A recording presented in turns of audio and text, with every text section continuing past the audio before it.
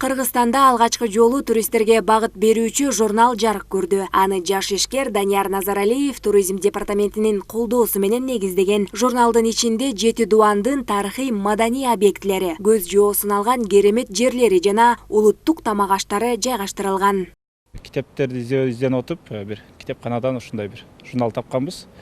Ошондо изилдеп карадык, Кыргызстан боюнча ушундай журнал барбы деген өзүмдө суроо болду.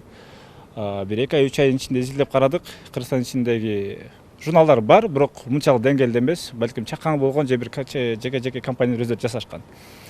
Жалпы Кыргызстан боюнча сүрөттү бириктирип, Кыргызстан боюнча маалымат кылып туруп, туристке ыңгайлуу болсун деген бир ушундай миссия болду. Ошонун негизинде азыркы күндө бүгүн ачылыш болуп жатат. Баардык конокторду чакырып атабыз. Элдерге көрсөтүп атабыз. Биз бир кандай бир компания эмес, бул Кыргызстан аты. Кыргызстандын бир пропагандасы же Кыргызстан боюнча туристке бир өзүбүздүн бир сезимибизди билдирели дедик.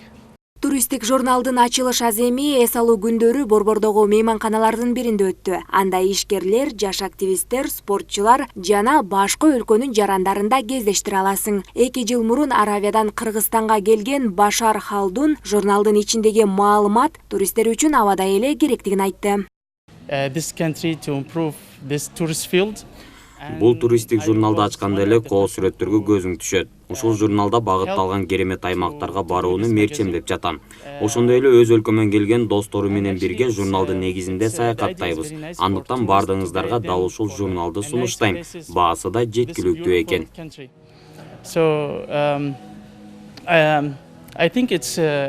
Ошондой эле иш-чарага Маданият, маалымат жана туризм министрлигинин туризм департаментинин директорунун орун басары Кыял Кенжаматова келип, журналдын келечеги бийик экенин жана сырткы туристтерди гана тартпастан, ички туристтерди да кызыктырып, саякаттоого шыктандырат дейт. Бул журнал учурда биздин чет өлкөдөгү туристтерди айтпаганда деле өзүбүздүн ички туристтерге дагы керектүү.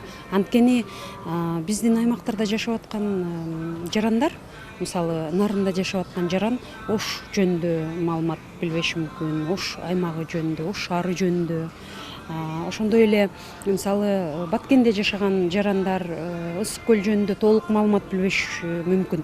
Ошондуктан бул журналдын мааниси абдан зор.